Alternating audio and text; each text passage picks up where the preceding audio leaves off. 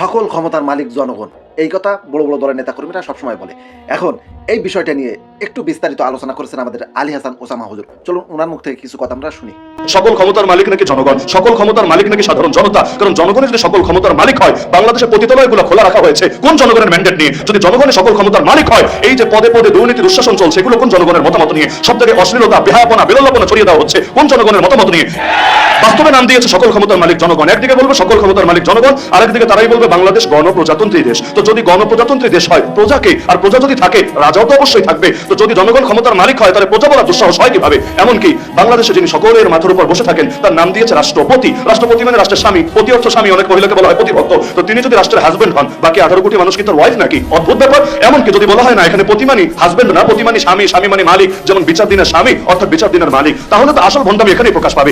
একজন ব্যক্তি যদি পুরো রাষ্ট্রের মালিক হয়, আমরা কি চাকর নাকি? আমরা কি গোলাম নাকি? আমরা কি ভৃত্য নাকি? আমরা কি দাস নাকি? তার মানে যতই বলা হোক বৈষম্য দূর করা হবে, বাস্তবতা এটাই।